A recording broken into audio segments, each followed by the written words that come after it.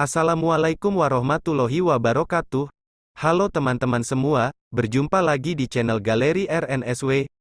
Di video kali ini, saya akan menceritakan tentang sejarah berdirinya Kerajaan Samudera Pasai. Seperti apa ceritanya? Yuk, langsung saja kita simak videonya. Sejarah Kerajaan Samudera Pasai. Samudera Pasai adalah kerajaan Islam tertua kedua setelah Kerajaan Perlak yang berkedudukan di pesisir utara Sumatera. Lokasinya berdekatan dengan daerah Lok Seumawe dan tidak jauh dari Selat Malaka. Kerajaan ini eksis sejak abad ke-13 hingga 16 Masehi. Kerajaan Samudera Pasai didirikan oleh Merasilu pada tahun 1267 Masehi. Setelah masuk Islam, Merasilu berganti nama Malik Al-Saleh. Ia juga bergelar Sultan Malik Al-Saleh. Sultan Malik Al-Saleh memerintah pada tahun 1285 sampai tahun 1297.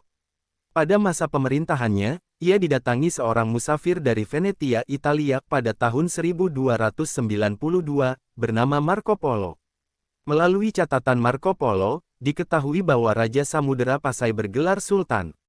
Wilayah kerajaan menjadi daerah di Nusantara yang pertama kali dikunjungi oleh para pedagang dan pelayar. Hal ini dikarenakan letaknya yang strategis di jalur perdagangan internasional, yakni di pesisir utara Sumatera, tepatnya di dekat kota Lok Seumawe, Aceh. Kerajaan Samudera Pasai berhasil mencapai puncak kejayaan pada pemerintahan Sultan Mahmud Malik Az-Zahir atau Sultan Malik Al-Tahir II tahun 1326 sampai tahun 1345. Di bawah pemerintahan Sultan Mahmud Malik Az-Zahir, Samudera Pasai berkembang menjadi pusat perdagangan internasional. Setiap tahun, Kerajaan Samudera Pasai mampu mengekspor lada, sutra, kapur barus, dan emas dalam jumlah besar. Pada masa ini pemerintahan Samudera Pasai terus menjalin hubungan dengan kerajaan-kerajaan Islam di India maupun Arab. Pada masa kejayaannya, Samudera Pasai mengeluarkan mata uang emas yang disebut dirham. Uang tersebut digunakan sebagai uang resmi kerajaan. Di samping sebagai pusat perdagangan, Samudera Pasai juga pusat perkembangan agama Islam. Kerajaan Samudera Pasai memiliki pengaruh di pelabuhan-pelabuhan penting di Pidi, Perlak, dan lain-lain. Kerajaan Samudera Pasai dipimpin oleh seorang sultan yang memerintah secara turun-temurun. Di bawah sultan, ada beberapa jabatan penting lainnya pada Kerajaan Samudera Pasai, yaitu 1. Menteri Besar atau yang biasa disebut orang kaya besar Perdana Menteri. 2. Bendahara. 3. Komandan Militer atau Panglima Angkatan Laut bergelar Laksamana. 4. Sekretaris Kerajaan. 5. Kadi atau Kepala Mahkamah Agung. 6. Syah Bandar yang bertugas mengawasi dan mengepalai para pedagang asing di kota-kota pelabuhan yang ada dalam pengaruh Kerajaan Samudera Pasai. Jabatan ini juga bertugas sebagai penghubung antara sultan dan para pedagang. Perkembangan dari Kerajaan Samudera Pasai diperantarai oleh faktor-faktor berikut. 1. Politik perkawinan. Politik perkawinan menjadi sebuah hal yang biasa terjadi di kalangan orang kerajaan untuk memperluas wilayah politik. Pada saat itu, rata-rata pedagang dari Hadramaut adalah laki-laki.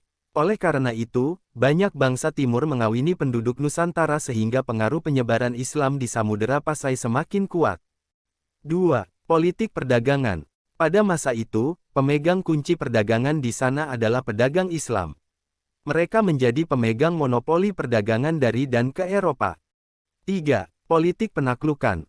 Cara politik penaklukan ini berbeda dengan faktor lain yang terbilang halus. Politik penaklukan memanfaatkan penyerangan seperti yang dilakukan oleh Kerajaan Samudera ke Kerajaan Pasai atau Kerajaan Demak ke Kerajaan Majapahit. Masa akhir Kerajaan Samudera Pasai dimulai saat adanya perebutan tahta sultan antara pewaris utama kerajaan dengan pihak lain. Saat itu, putra dari Zainal Abidin seharusnya menjadi sultan dari Kerajaan Samudera Pasai. Sayangnya, seorang nelayan berhasil merebut tahta tersebut sehingga membuat Zainal Abidin merasa tidak senang.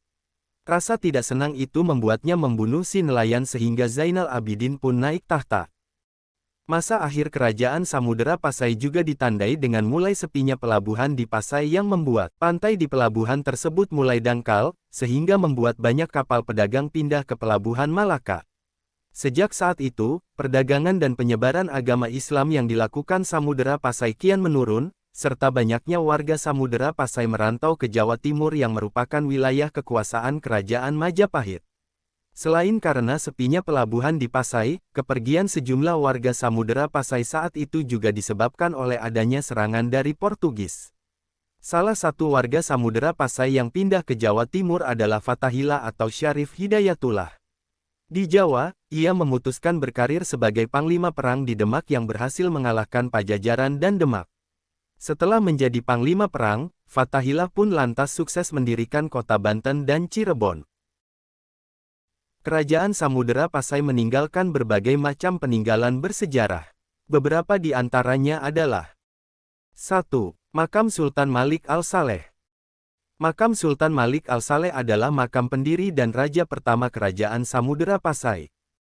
Sultan Malik Al-Saleh atau Merasilu adalah orang yang pertama kali memeluk Islam di Nusantara pada abad ke-13. Ia mendirikan Kerajaan Samudera Pasai pada tahun 1267 Masehi dan membangun hubungan baik dengan negara-negara Islam lainnya.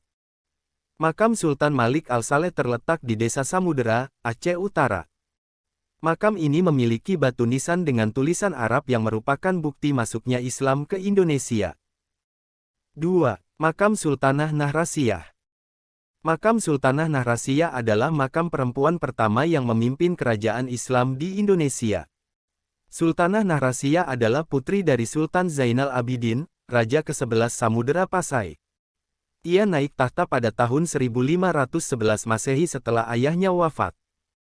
Ia memerintah selama 10 tahun hingga tahun 1521 Masehi, ketika kerajaannya diserang oleh Portugis.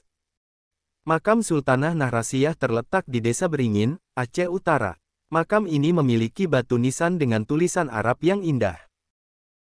3. Lonceng Cakradonya. Salah satu peninggalan Kerajaan Samudera Pasai yang paling terkenal adalah Lonceng Cakradonya. Lonceng ini berbentuk stupa dan terbuat dari besi. Lonceng ini memiliki tinggi 125 cm dan lebar 75 cm. Lonceng ini diperkirakan dibuat pada tahun 1409 Masehi oleh Kekaisaran Cina sebagai hadiah untuk Sultan Samudera Pasai. Lonceng ini memiliki hiasan dan simbol berupa aksara Cina dan Arab yang menunjukkan hubungan diplomatik antara kedua negara. Lonceng ini sekarang disimpan di Museum Aceh. 4. Dirham peninggalan Kerajaan Samudera Pasai.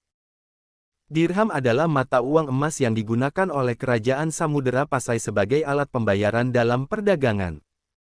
Dirham yang menunjukkan kekuatan ekonomi dan politik Kerajaan Samudera Pasai ini, memiliki diameter sekitar 10 mm dan berat sekitar 0,6 gram dengan kadar emas 18 karat.